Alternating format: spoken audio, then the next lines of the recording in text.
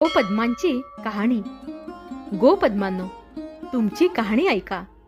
स्वर्गलोकी इंद्रसभा, चंद्रसभा, कौरव सभा, पांडव सभा इत्यादी 5 सभा भरलेल्या होत्या. ढोल ताशे वाजत होते, रंभा नाचत होत्या. तोच तंबोऱ्याच्या तारा तुटल्या, मृदुंगाच्या भेऱ्या फुटल्या.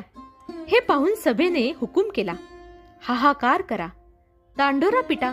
गावात कोणी वाणवशाशिवाय असेल त्याच्या पाठीतील 3 बोट कंकर काढून आणा.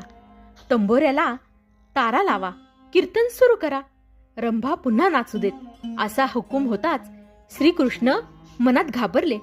माझी बहीण सुभद्राने काही वाणवशाशिवाय केला नसेल तर, असा विचार त्यांच्या मनात येताच ते उठले आणि तिच्याकडे जाऊन त्यांनी चौकशी केली.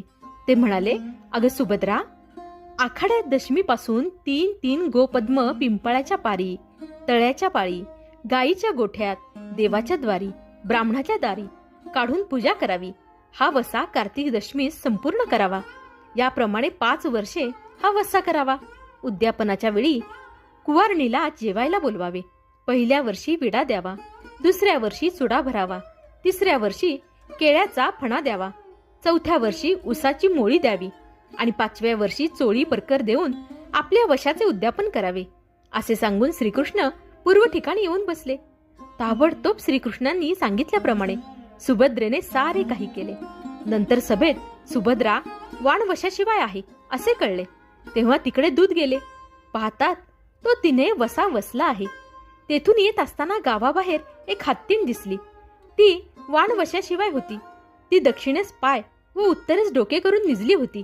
तेव्हा तिच्या पाठीचा कंकर काढून नेला व तंबोऱ्याच्या तारा जोडल्या. मृदुंगाच्या भेऱ्या वाजू लागल्या, रंभा नाचू लागल्या. ज्याप्रमाणे या व्रतामुळे सुभद्रेवरील संकट दूर झाले, त्याप्रमाणे तुमचे आमचे संकट दूर हो. ही 60 उत्तराची कहाणी 5 उत्तरी सफळ संपूर्ण.